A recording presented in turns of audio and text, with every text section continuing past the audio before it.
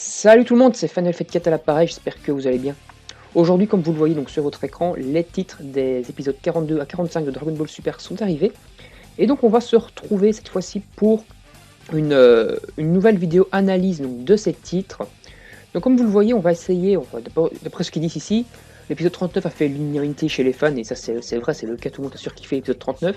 Et tout le monde espère donc que les épisodes prochains seront de ce niveau-ci. Comme on le sait, donc déjà si vous voulez pas vous faire spoiler, donc si ça va spoiler sur les titres, donc si vous voulez pas vous faire spoiler, je vous invite à quitter la vidéo. Mais bon, déjà pour l'épisode 40 à 41, on sait que le combat contre Ito va se terminer avec une hypothétique victoire de Goku, voire un match nul Goku vs Ito, donc un match nul. Après dans cet épisode-là, on sait que Champa et Beerus vont s'énerver tous les deux, on sait pas encore pourquoi explicitement, et ils vont peut-être se battre l'un l'autre. On sait donc également que dans l'épisode 41, le dragon, jeu des dragons, donc le dragon des Super Dragon Ball va apparaître, et donc il y aura certainement un vœu qui sera fait à ce moment-là. Mais ce qu'on apprend ici, ce qui m'a mis la banane par rapport donc, au prochain titre, par rapport au titre de l'épisode 42, c'est qu'enfin on va avoir Monaka qui va se battre. Donc comme l'avaient prédit plusieurs personnes, soit Monaka va combattre Goku parce que tous les combattants sont censés se battre, et donc comme il ne reste plus de combattants de l'univers 6, Goku va devoir affronter le dernier de son univers à lui, donc combattre contre Monaka. Soit au final, ça sera finalement Ito qui va gagner. C'est pour ça qu'il y aura un énervement entre Beerus et Champa qui vont se battre. Parce qu'en fait, ce sera peut-être Beerus qui aura perdu au final. Et donc Monaka va devoir se battre contre Ito. Et donc je me demande vraiment ce qui va se passer dans l'épisode 42. Ça promet d'être assez épique. On va peut-être enfin voir que Monaka cache peut-être réellement quelque chose et que c'est en final pas un gag. Même si je pense qu'au final c'est un gag et donc ça va plutôt être un épisode humoristique. Mais on verra, ça m'a quand même fait le sourire de voir que Monaka montait quand même sur le ring.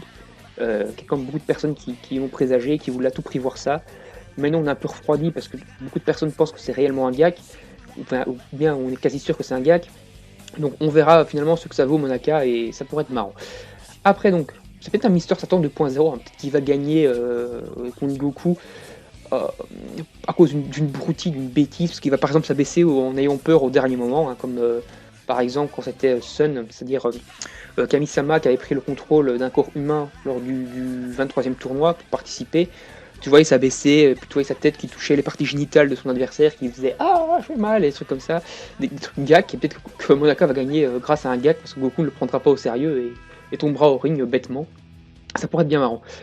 Ouais, donc ça va être un épisode humoristique, donc je le sens bien. Après, donc on a l'épisode 43. Là, ça me fait plaisir parce que j'avais déjà présagé qu'on allait avoir un petit hors-série avec Gohan. Bon, ici, comme vous le voyez, il y a une erreur du site de DragonBallZ.com qui a indiqué le 15 avril. Bien sûr, c'est le 15 mai hein, pour l'épisode 43. On va pas retourner dans le passé pour ça. Donc le 22 mai, très intéressant. Donc le secret de la Shojun. Donc pour ceux qui ne savent pas c'est quoi la Shojun, c'est tout simplement l'eau que Goku a bu, qu'il avait rendu plus puissant pour combattre Piccolo Daimao dans le tout premier arc, dans le tout premier Dragon Ball, donc le père de Piccolo qu'on connaît tous, la Shojinzun, un poison qui a donc rendu surpuissant Goku, en le rendant hyper fort. Donc peut-être la Shojinzun de l'univers 6 qui va être utilisé cette fois-ci, ou bien un moyen quelconque que Vegeta va peut-être aller voir, va peut-être apprendre l'existence de cette Shojinzun, par exemple, et aller demander à Karin pour la boire, puisque Goku, en la buvant, est devenu super puissant, un poison qui l'a rendu au final bien plus puissant qu'il ne l'était. Sa puissance avait au moins doublé, voire triplé, enfin plutôt doublé, la puissance qu'il avait à l'époque avait doublé. Donc peut-être que Vegeta va vouloir la boire pour rattraper le retard qu'il a contre Goku. Une petite théorie comme ça peut être sympa. Même si maintenant c'est un poison, à mon avis, assez banal, hein, puisque Goku, à cette époque-là, était au moins 10 fois plus faible que Raditz lorsqu'il avait bu cette potion, ou peut-être 5 fois si on est généreux avec lui. Donc Vegeta est beaucoup plus puissant, donc peut-être que la Shojinzun n'aura au final aucun effet sur lui, mais ça pourrait être pas mal du tout. Ou bien peut-être que les terriens vont la boire pour se renforcer également, et avoir une importance plus tard dans Dragon Ball Super, ça pourrait être pas mal. Et après, donc, épisode 45, et là, c'est vraiment ce qui me met le sourire, c'est qu'on sait qu'on va aller dans l'univers 6, et qu'on va rencontrer, donc, certainement le roi de la planète Sarada, donc la planète de Kiabe, et que ce roi miracle un second Vegeta.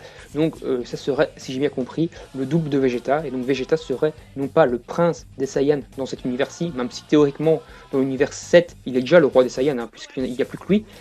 Mais dans l'univers 6, il serait officiellement appelé roi des Saiyans, roi des Saiyajin.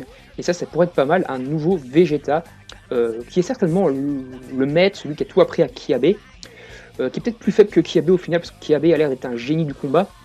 Mais peut-être que Vegeta, en combattant donc son double, va également lui apprendre le Super Saiyajin, et que ça pourrait faire éventuellement un bon adversaire, un bon allié de combat, ou un bon allié d'entraînement pour Vegeta ou pour Goku.